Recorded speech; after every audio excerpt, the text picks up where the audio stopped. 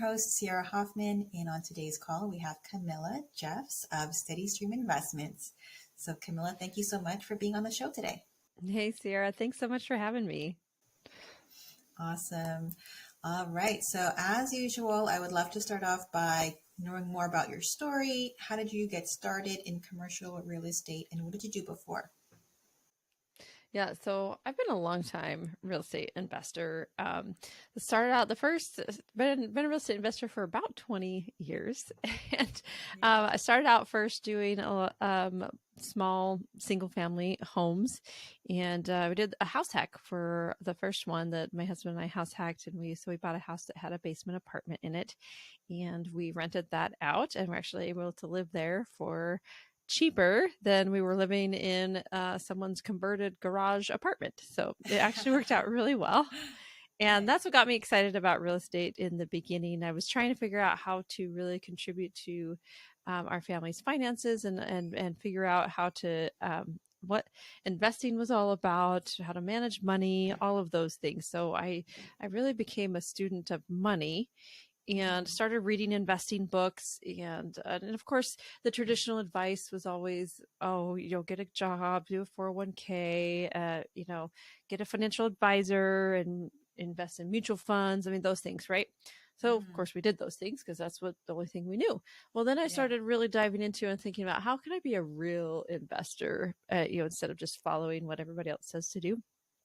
And I tried really hard to get on board with the stock market and understand the stock market. But every time I picked up a real estate book and read real estate, I'm like, man, it just made a lot of sense to me.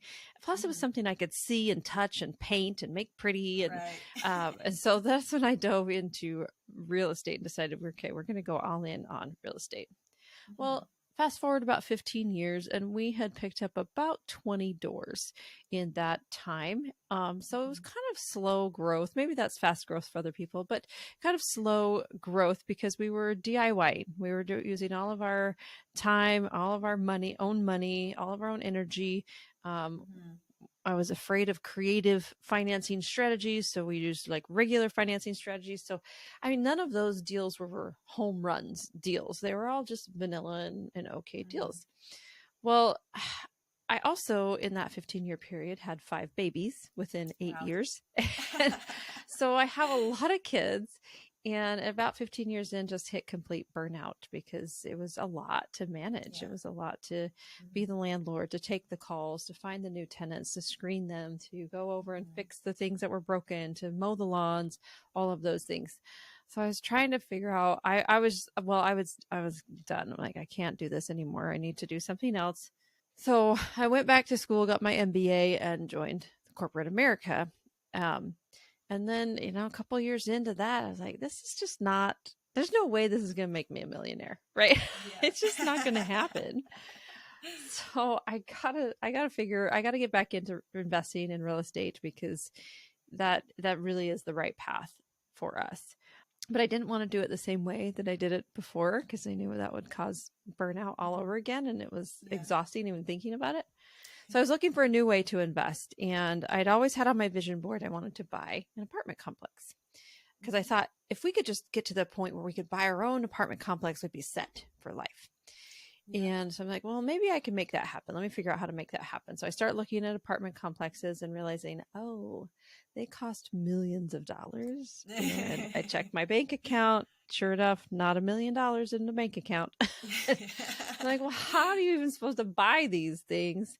So as I dove more into it, I quickly realized that buying apartments is actually, most people do it with a group, right? Most people pool their resources, their money, their time, their expertise, and then they go buy it and share in the profits.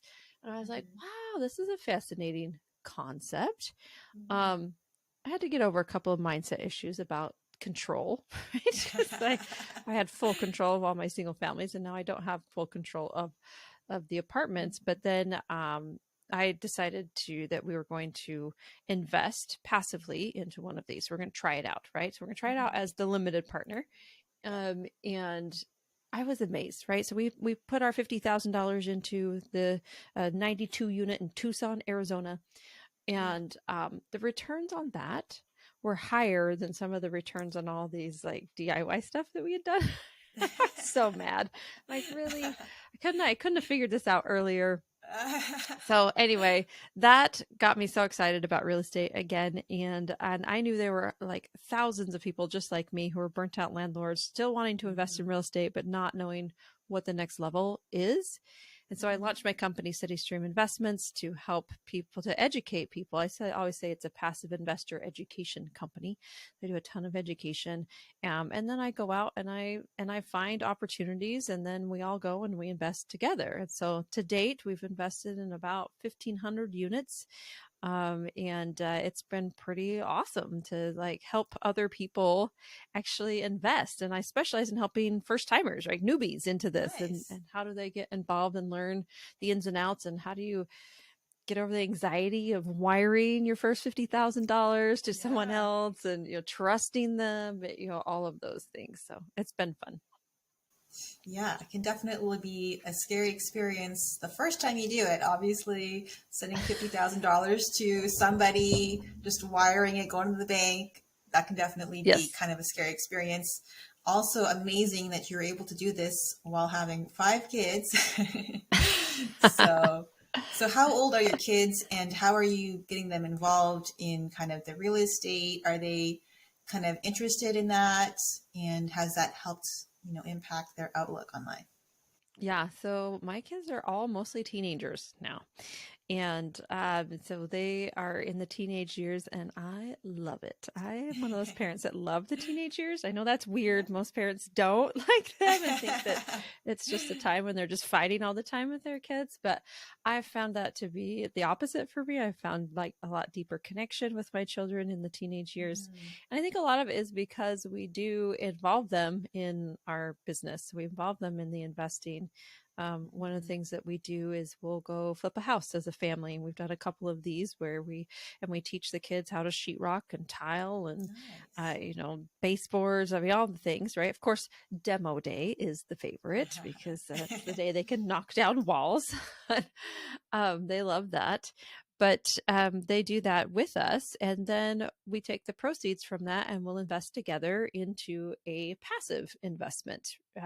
And so the kids are really learning how they go out when they work hard, they generate income, and they take that active income, then they turn it into passive income. So it's something that's been Mhm. really important for me. And I'm Mhm. starting to teach other families how to do this as well, how Mhm. to really like set your kids up for success financially.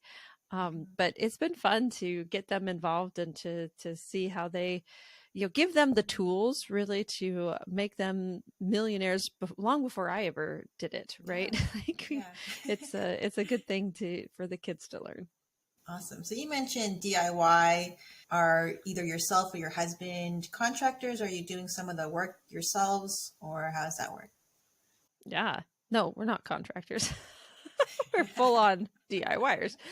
Um, so sometimes we'll hire out some of the more technical work in the that happens, so like plumbing, electrical.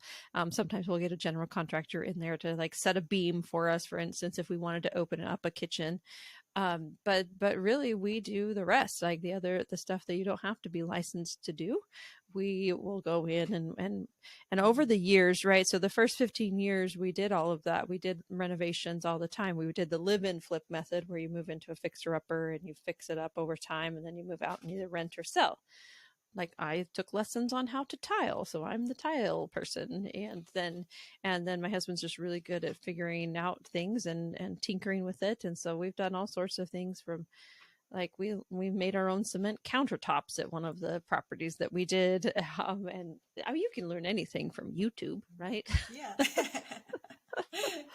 That's awesome. I love how hands-on you and your family is with these projects. I know that me personally, I probably will never learn how to tile anything. I'm not very good with that kind of It's thing. fine. But my It's husband fine. is, yeah, my husband's built houses from the ground up, so he knows all that stuff. But I think obviously when you get into the bigger deals, you definitely have to do a lot more of the hiring and getting that done, Yeah. right?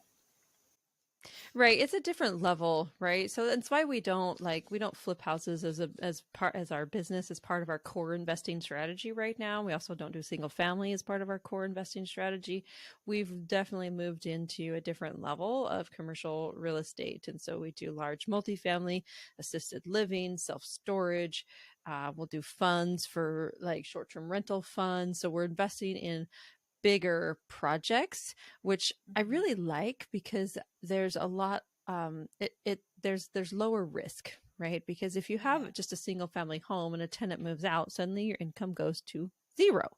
Yeah. But if you have a 100-unit apartment complex and a tenant moves out, your Yeah. income, there's a little blip, but there's not, it's not going to go Mhm. to zero like it does with single family homes. And then also, I really like the ability to kind of control the value in a single family home. It's hard to control the value. I mean, you can try to add value as much as you can, but it all depends on what Susie sold her house for down the street. But in large multifamily or commercial real estate, the value is based on the income that you bring in. And so if you can Mhm. increase that net income by either increasing your revenue or decreasing your expenses, you make that building much more valuable, which is something I really like. Absolutely. That's one thing that really attracted me and opened up my eyes when I heard about forced appreciation. So being able to have that Hmm. control over the value of the property, it's just obviously not possible when you're in the single family space. But once you move into the commercial space, that's it's a business. That's how it's run. It's based off your net operating income. So I love that. You mentioned there assisted living, which we've never had anyone on the show that's done assisted living before. So I'd like to dive more into that. How is it different from multifamily? And there must be different ways of underwriting and more requirements involved in that. Hmm. So can you Yeah. tell me more So about that? assisted living falls in the senior housing category, right? So within the senior housing category, you have three different levels. You have your skilled nursing facilities, which is the really end of life care, right? So it's when the residents can no longer care for themselves at all. They need constant 24/7 surveillance. They need help, with all the normal functions of life. Then you have assisted living, and assisted living is kind of an in between, where you they still need some assistance, but they don't need heavy care, right? So they'll need assistance making sure their medications are taking.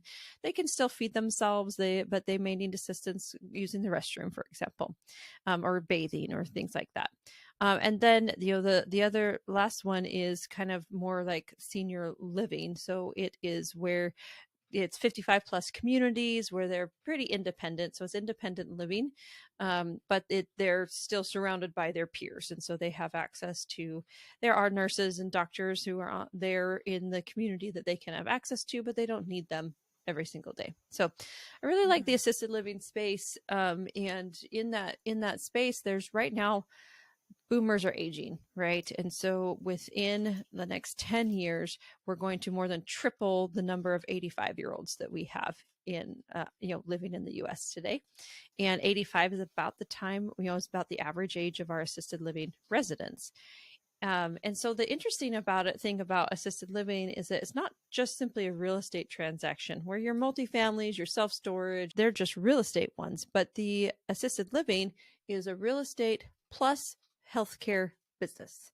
And so you have those two together. So that makes it a little bit more risky in the fact that you have to make sure that the healthcare operating business really is run well. They know how to do it. They know they have all of the regulations that they need in order to run that. They have the doctors, the nurses, they know how to run a healthcare business in addition to the real estate. And so that's one of the things that's different in that space. But it's very needed right now. Like the demand for it is just going to increase and increase and increase and increase. So it's a really good time to get into investing in assisted living right now, because 10 years from now, your demand is going to be huge. So when you underwrite those deals, how is it different? There's got to be a lot more expenses, right? Because you have the nursing Yeah. expenses, other unknown expenses at this point. So can you tell me more about those? Yeah, so the underwriting on that, so typically when you underwrite multifamily, you're looking at about a 50% expense ratio. In assisted living, we're at 70%. So there's definitely a lot more expenses because of course our Mhm. payroll is huge because we're paying a doctor and several nurses to work there. And then we also have like chefs who are on staff. So the staffing is quite large, yes. Right. So a lot more expenses. And so what would you say is kind of the advantage of going into that space? Is it just because it is kind of a growing need in the community? Or what do you like more about assisted living versus going into multifamily or even self-storage? Yeah, so what I like about assisted living is I like to invest for impact. I'm all about impact investing, and so finding ways that we can give back to the community. And assisted living is one of those.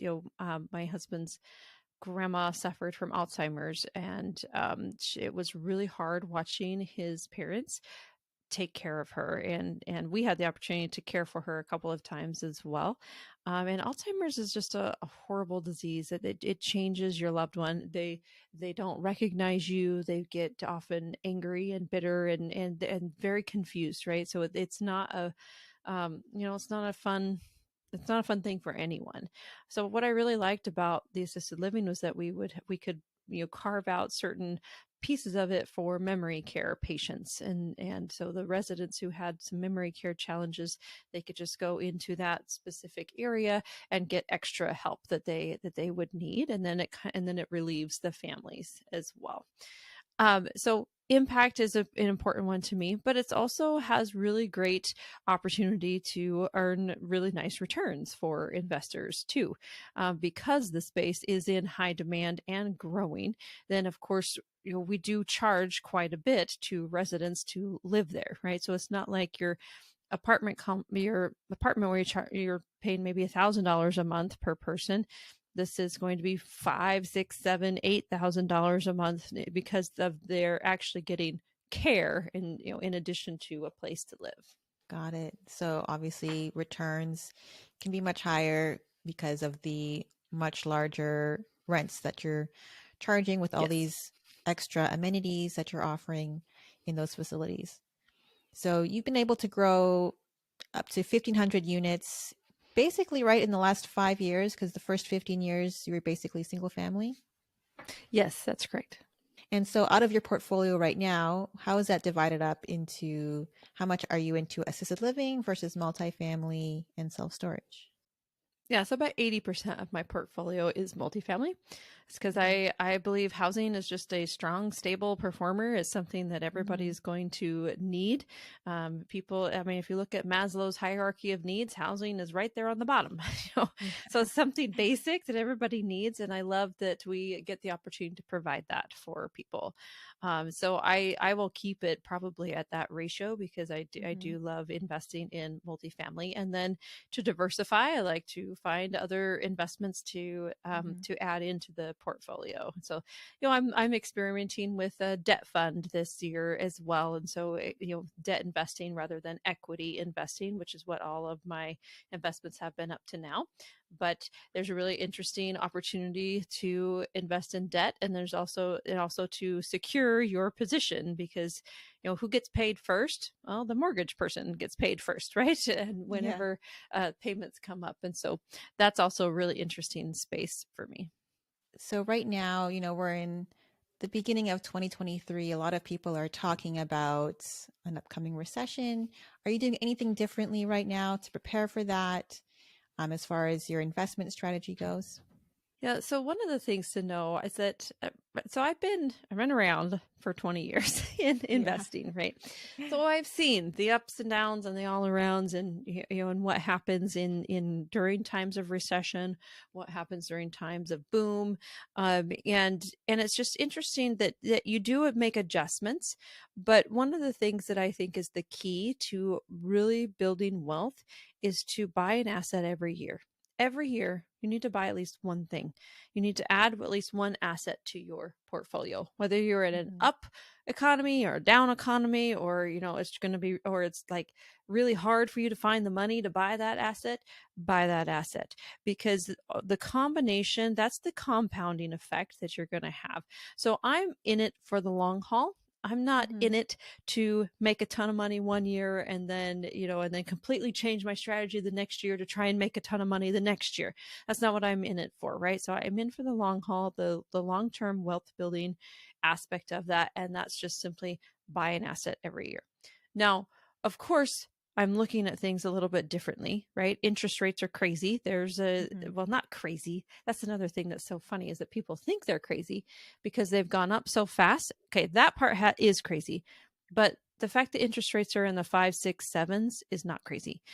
I invested when they were five, six, seven. I invested when they were 8 or 9% and still did fine. And so you Mm-hmm. have to keep that in mind, is that we were in like really weird, low interest rate times. Mm-hmm. And people got used to that. And now, they're freaking out about the interest rates going up, right? I know it makes a difference in your payments. I know it makes a difference in things, but also you can invest and you can make money in any economy, especially if you're looking at it for the long term and what you're doing. But we just have to like underwrite a little bit more aggressively. We have to be more choosy in what we decide to actually invest in, and the investments that we want to help people get into. We are being a lot more picky about the numbers, and just taking a harder look at numbers, because to be honest, it was really easy to make money in 2020 and 2021 Mm-hmm. in real estate. And I think the people that started, you know, doing it in 2020 and 2021, maybe they didn't make the right choices and they got like flexible, or Mm-hmm. not fixed. What's the opposite of fixed? Adjustable. Variable. There it is. Yeah, adjustable Mm-hmm. or variable interest rates, right?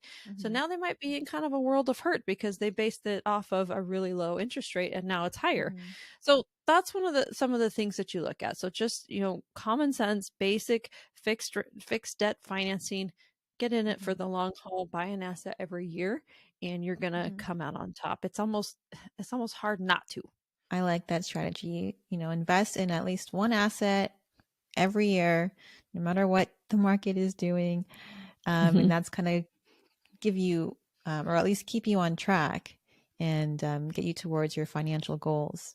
What part of the deal are you mostly involved in now? I know you've been in this business for a long time. Do you focus mostly on asset management or acquisitions, investor relations? What's your primary role and strength? Yeah. So my primary role and strength is educating investors, helping them Mm-hmm. understand what the deal looks like, what they need to know, the risks of this one versus that one, and then when they decide to do that, I help. I'm mainly on investor relations, so I help walk them through and get them into the deal and help them through the process. And then on the back end, I sit on the asset management team and help to manage the asset and make sure the investors are taken care of, make sure that they get the communications out, and then also help guide the property manager in making good decisions about how to run the property, and whether to raise rents or not raise rents, or how to, if there's like 10 that are vacant, should we run a special about, and we do things like that. Then also Mm-hmm. managing any renovations that happened, and helping to manage that aspect of it too. And so I think a lot of our listeners are at the point right now where they want to leave their W 2. So they're listening in and they're trying to figure out, okay, how can I get into my first deal or my first couple of deals and then eventually quit my job so I can be financially free and just, be a full time real estate investor. So, what kind of advice do you have for someone who wants to leave their W 2 and maybe some goals to set? You mentioned buying one asset every year. What does that look like, maybe in terms of unit counts or anything like that? Yeah. So if you are looking to exit your W 2 and be an active real estate investor, I think there's a couple of steps that you need to go through. So, one is to get really clear on what exactly you want and what your strengths are. So, what can you bring to a team? Because remember, in commercial real estate, it's all group investing now. So, it's team, it's no Mm-hmm. longer I. And so you have to figure out, well, what can you bring to the table if you want to be involved in commercial real estate? So for me, I was looking at, okay, there's four main roles, right, in a commercial real estate group, like the general partners. So one would be the acquisition specialist. So do you love to go find deals? Like, do you love, hunting them down? Do you love talking to brokers? Do you love talking to sellers? Do you love driving around and finding old decrepit apartment buildings and calling on them? Like things like that, right? Number two is the underwriter. Maybe you're really good at spreadsheets, right? And you just love to dive into spreadsheets. You're really good with numbers, and you can sharpen that skill and get really good at knowing what a good deal looks like on paper. The third one is investor relations, or raising capital, right? So are you good at educating others? Are you good at helping others understand what they need to know to get into a deal? Are you good at helping them break it down, and bringing them and helping and gaining their trust so that they can invest with you? And then number four is asset management. That's basically, are you good at project management? Because it's a really big project to run a multifamily value add deal, which, if you're going to add value to it, you might be going in and renovating the units. So we have to figure out, how many are you going to do this week? How many about next week? Oh, we just had a problem. We get, the contractors just quit on us. Okay, now we got to pivot. So how many are we going to do now? And so are you good at solving problems and running projects? And those are the key skills and key roles, I think, in a transaction. And then also, I don't know, I'm super conservative. I waited until I had replaced 70% of my income before I left my W-2 and became full-time because I wanted to make sure I proved the concept. I knew what I was doing. Now, I know other people are better at like just burning the boats and just going all in and be like, yep, we're going to do it. But for me, I needed 70% of my income replaced and a year's worth of expenses, so that if I just totally screwed it up, I could screw up for a year and then go back to work if I needed to, right? So I Yeah. think those are some important steps too, is to figure out what you're comfortable with, because I'm going to tell Mhm. you, as soon as you quit that W-2 and you quit having that steady paycheck, commercial real estate does not provide steady paycheck in the beginning.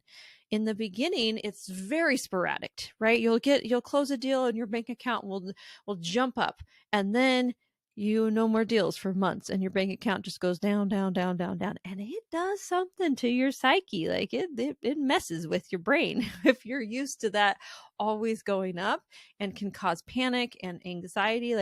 And I've been open about my own journey, like with entrepreneurial anxiety, because it's a real thing. It's a real thing that we have to deal with and we have to manage on a daily basis. And so I think just getting clear with yourself on where's your comfort zone in terms of money in the bank, and where's your confidence level in terms of being able to go after it and generate more money, so your family is not, waiting, like worried about you because there's not a lot of cash flow in it in the beginning. So you have to think about Yeah, that too. definitely. It's definitely a long-term game. So most people, when they get started, they do have their W-2, for maybe the first few years, and they don't jump straight in because it takes a while to get that continual cash flow going. So right now you do mainly investor relations. Did you know that you were going to do that from the start, or did you try and do a few different roles before you got into that? So I dove deep into acquisitions, and I dove deep into underwriting, and because I wanted to learn all the roles so I could understand what I was good at and what I liked. And I discovered that I don't love acquisitions. In fact, I kind of hate the acquisitions process. Like, I don't love searching for a deal, and and calling brokers and talking to sellers. Like, that's not what I love. But I really fell in love with educating investors, Mhm. educating people on how to get involved in real estate, just using my experience as a real estate investor, leveraging that. And because sometimes I'll have conversations with people, and and we'll discover that maybe passive investing is not the best course for them, right? Because they are very excited to learn and to be an active investor. So I'm like, okay, great, let's talk about active investing and what you can do to, get involved actively, and what your next steps are. So it's really fun for me to have those consultation calls that I do with investors. But yeah, it took me a minute to figure out what I was good at and what I wasn't good at. And to be honest, I wasn't good at raising capital right off the bat. It's not like my first deal I said, oh yeah, I think I'm going to help investors place their money, and then all of a sudden, I got $1 million into a deal. No, I didn't. In fact, like the first time, I told the lead sponsor, I said, okay, I'm gonna raise $500,000. He's like, great, right? And I thought I had done the legwork. I thought I'd talked to enough people that, yeah, they were all interested. All of them were interested. They were all excited, right? Like, oh yeah, I want to invest. And then when push came to shove, I got one investor who invested $50,000. Like I negative 10x my goal. Is that even a thing? um, and it was so frustrating. And I hung my head and I almost quit. I almost quit right there because I was so frustrated and just thought maybe I'm just no good at this. Maybe I'm not good at this. But then I just said, I got to try again. And so I took a look at like what I was doing, and I figured out what I was doing wrong, and I pivoted. And then the very next deal, I raised more than $500,000. And then every subsequent deal, right? So I've been able to raise over $10 million for deals because I just kept going and kept up with the consistency, and just really focused on education. And that's been key to my growth in this space. Right. And so your education piece that you do with investors, is that mostly through one-on-one conversations with them? Do you do, start off with social media, or do you have any kind of video trainings, or what does that look like? Yeah, it's multifaceted. So of course, I start off in social media. So I put out a lot of content on social media. LinkedIn is my favorite. That's my favorite one to just, create content and to create education. So I'll start educating there. And then I created a mini masterclass called Passive Investing Made Easy. It's on my website, steadystreaminvestments.com. And that one is a free video series that really walks people through from A to Z. Like, here's all the things you need to know and need to evaluate. Here's what passive investing is all about. And so then once they view the video course, then they get on a call with me, and then we have a deeper discussion about their specific situation. I talk about, okay, what's been your experience investing so far? What are your goals? And we really dive into the goals because I want to make sure that what I'm providing matches what they're looking for. And like I said, sometimes it doesn't, and that's okay because we'll have the conversation and we'll make sure that what we're doing. And then, I'll talk about the different markets and opportunities and what we have to for them to invest in and how often we have deals. And then they just go in my email system and then they get educated. Like I send out newsletters. That's a boring word, but I send out education via email, and then have educational events like Zoom classes and things like that people can join just to learn.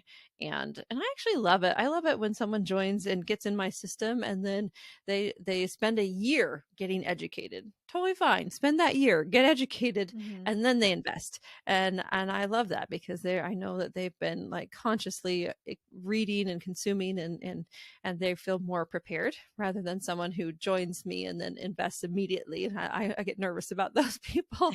Just want to make sure you know that like what you're getting into, so that you understand the risks involved as well as Yeah. the benefits. So that's how I do it.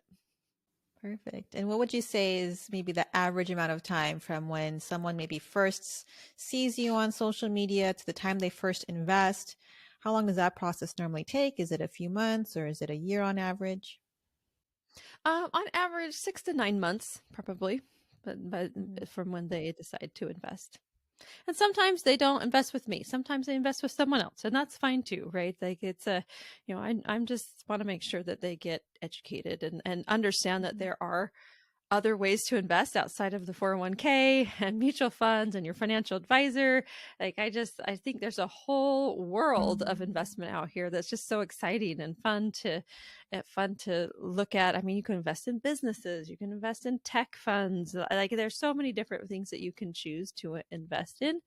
You just need to get a little bit educated, and then you can become like a real investor. What are the final words or the biggest piece of advice that you'd give somebody who is new to this and wants to get into their first multifamily investment today? Okay, so my biggest piece of advice is you need to do it. Because I think when I was first looking at it and evaluating it, I was scared and I was nervous and I didn't know all the things that I know today, right? To make that decision of whether or not to invest.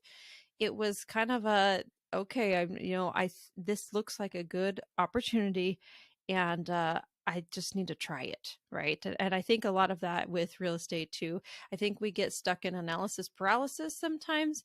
So I'm all about being educated, but I'm not about being paralyzed by the education. Like, you have to take steps forward, and so you got to be 80% comfortable with it, and the other 20%, it's okay to be uncomfortable with the other 20%. But just realize that you're not doing yourself any favors by constantly educating unless you actually take steps forward. So don't wait for the home run deal. Just get a base hit. That's my best advice to any real estate investor, whether you're active or passive, is that you need the base hit so you can get experience, and that experience is going to teach you how to get the home run and where to find the home runs. You're not going to find the home runs without getting experience.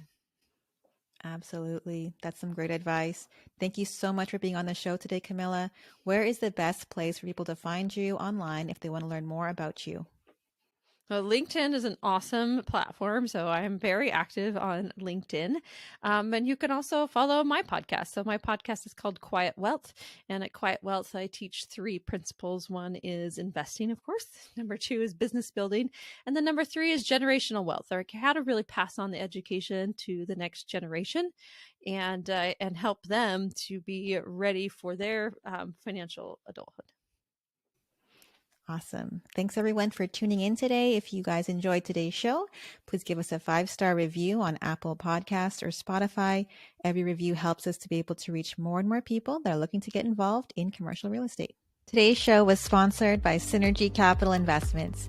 To download your free multifamily investment guide for beginners or to schedule a call to learn about our upcoming investment projects, go to thrivewithsynergy.com.